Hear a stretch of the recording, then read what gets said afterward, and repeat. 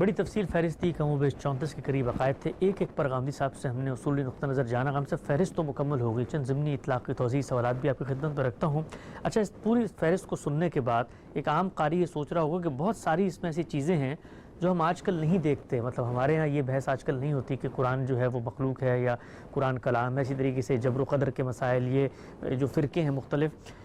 4 صدی ہجری کے قریب کہتے ہیں یہ فہرست جو ہے اس طریقے سے منقع ہو کے لوگوں کے سامنے آئی. اس میں کیا کچھ اور بھی اہل سنت والجماعت نے بعد میں اضافے کیے؟ اس لیے کہ آج ہم جب علماء کے پاس چاہتے ہیں تو وہ جو فہرست بتاتے ہیں اس میں کچھ اضافی چیزیں بھی ہیں. کہتے ہیں کوئی شخص یہ کرے گا تو گمراہ ہو جائے گا.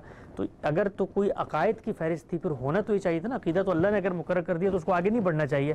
ہم تو یہ دیکھتے ہیں کہ عقائد کی فہرست میں اضافے بھی ہوئے چلے جا رہے ہیں. یہ عقائد کی فہرست اگر آپ ایک نگاہ ڈال کے دیکھیں تو یہ مثبت اور منفی دونوں پہلوؤں سے ترتیب دی گئی ہے. یعنی اس میں صرف یہی نہیں بتایا گیا کہ ہم یہ مانتے ہیں، اس میں بہت سی چیزیں یہ بھی ہیں کہ ہم یہ نہیں مانتے. ظاہر ہے کہ یہ نہیں مانتے کہنے کی ضرورت کیوں پیش آئی ہے؟ یہ تو مقابل میں کوئی نقطہ نظر آ گیا ہے، تو اس وجہ سے آپ کو کہنا پڑا کہ ہم یہ نہیں مانتے. اب یہ نہیں مانتے، میں نے ابھی عرض کیا کہ یہ تو کہیں بند نہیں ہو سکتا. قیامت تک ایسی چیزیں آتی رہیں گی جن کے بارے میں آپ یہ کہیں گے کہ یہ تو ماننے کی بات نہیں ہے. یہ تو مجھے بھی کہنا ہے، آپ کو بھی کہنا ہے. بتاتے ہیں نا ہم ختم نبوت کے معاملے میں جو بحث ہمارے ہاں پیدا ہوئی اور جس درجے میں پیدا ہوئی اور پچھلی صدی میں پیدا ہوئی، وہ اس سے پہلے اس طریقے سے پیدا نہیں ہوئی تھی. اسی طرح یہ جس کو انکار حدیث کہا جاتا ہے، یہ بھی اس زمانے کی چیز ہے. یعنی مسلمانوں کی تاریخ میں آپ کو یہ اس طریقے سے نظر نہیں آئے گا. یعنی وہی رویہ تھا کہ اللہ تعالیٰ کے پیغمبر کی نسبت سے جو باتیں بیان ہوئی ہیں ان کی تحقیق ہوگی، اور تحقیق کے نتیجے میں کوئی آدمی ایک بات کو مانتا ہے کوئی نہیں مانتا. یہ ایک علمی بحث ہے. ہمارے زمانے میں ایک باقاعدہ نقطہ نظر بنا تو اس میں بھی لوگوں نے ایک تعبیر اختیار کر لی. یہی صورتحال اہل تشیع کو اور اہل تسنن کے بہت سے ان نقطۂ نظر کی ہے جو اصل میں پیدا ہی بعد میں ہوئے ہیں اور بحثوں کے نتیجے میں پیدا ہوئے ہیں. تو یہ چیز کسی ایک دور میں بند نہیں کی جا سکتی. یہ کتابیں اس لیے پڑھائی جاتی ہیں، جس طرح کہ آپ نے بھی دیکھا کہ ہمارا علم اپنی ایک تاریخ رکھتا ہے. یعنی یہ ہم جانتے ہیں کہ ہمارے ہاں پہلی صدی وہ تھی جس میں علم اپنی اساسات میں وجود پذیر ہو رہا تھا. یعنی قرآن مجید لوگوں کے ہاتھوں میں جا رہا تھا، اس کو وہ لکھ رہے تھے، آگے منتقل کر رہے تھے. اسی طریقے کا معاملہ سنت کا تھا، وہ جاری و ساری ہو رہی تھی. تابعین، تبع تابعین اس کو صحابہ سے سیکھ کے آگے اپنی نسلوں کو سکھا رہے تھے. یہی صورتحال ہماری تاریخی روایات کی تھی.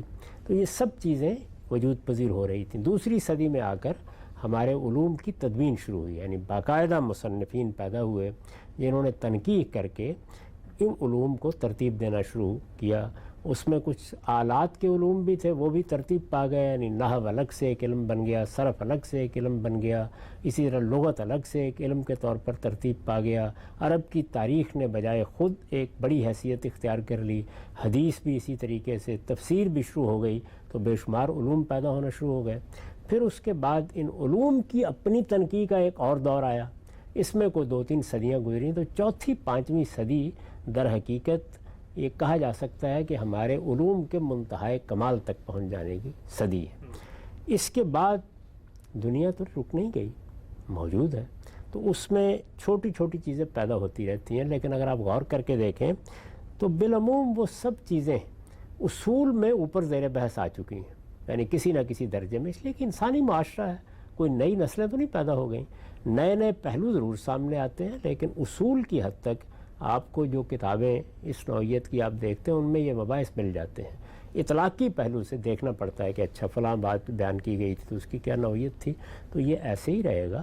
آج کے زمانے میں جو علماء پیدا ہوں گے وہ بھی بتائیں گے. تاہم میں پھر وہی گزارش کروں گا کہ یہ کہنے کی کیا ضرورت ہے کہ یہ فلاں کا عقیدہ ہے اور یہ فلاں کا عقیدہ ہے. نہ لفظ عقیدہ ان چیزوں کے لیے موضوع ہے، نہ اس طریقے کی الگ کوئی شناخت قائم کرنے کی ضرورت ہے. یہ اصل میں ماضی کی چیزیں ہیں، ان کو اب ماضی کے ساتھ رکھنا چاہیے. اس وقت ہمیں یہ پیغام لوگوں کو دینا چاہیے کہ مراکش سے انڈونیشیا تک اور دنیا بھر میں پھیلے ہوئے لوگوں میں وہ سب لوگ جو اپنے آپ کو مسلمان کہتے ہیں، محمد الرسول اللہ صلی اللہ علیہ وسلم پر ایمان رکھتے ہیں، وہ مسلمان ہیں. ان کا تعارف مسلمانی کی حیثیت سے کیا جائے گا. ان کے ساتھ تمام قانونی معاملات بالکل درست ہوں گے. ہم ان کو اپنا بھائی سمجھیں گے اور ان کے عقائد نظریات میں اگر کوئی چیز غلط دیکھیں گے تو محبت کے ساتھ، حکمت کے ساتھ اس کی غلطی واضح کریں گے. جو کچھ گفتگو ہوگی وہ استدلال کے ساتھ ہوگی، نہ لوگوں پر فتوے لگائے جائیں گے، نہ ان کے خلاف کوئی محاذ برپا کیا جائے گا. اس طرح کے رویوں کے بجائے علم کا رویہ، مکالمے کا رویہ، ایک دوسرے کی بات سمجھ کر کسی کی غلط فہمی کو دور کرنے کا رویہ اختیار کیا جائے گا. اور ہماری مذہبی شناخت، باقی شناختیں ہیں، میں پاکستانی ہوں، میری ایک برادری ہے، میری ایک قوم ہے، وہ سب رہیں گی، وہ دنیاوی شناختیں ہیں. میری مذہبی شناخت مسلمان کی ہے، اور اب ہمیں لوگوں کو باور کرانا چاہیے کہ اس مذہبی شناخت کے سوا ہم کسی دوسری مذہبی شناخت کو قبول نہیں کرتے.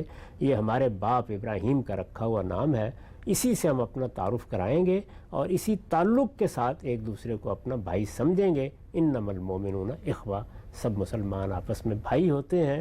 اس حیثیت سے ایک دوسرے کا تعارف بھی حاصل کریں گے، اس کے حقوق بھی ادا کریں گے، اس سے متعلق اپنے فرائض بھی پورے کریں گے. تاہم کسی غلطی کے ساتھ مصالحت نہیں کریں گے، وہ غلطی بتائیں گے، اور اس کی نوعیت اگر سنگین ہوگی، یعنی وہ شرک کی نوعیت کی غلطی ہے، کفر کی نوعیت کی غلطی ہے، ارتداد کی نوعیت کی غلطی ہے، اس میں کوئی فسق ہو رہا ہے، ہر چیز واضح کریں گے، لیکن بات پر تبصرہ کریں گے، فرد کے بارے میں کوئی تبصرہ نہیں کریں گے. بڑی اچھی آپ نے اصولی بات آخر میں فرمائی.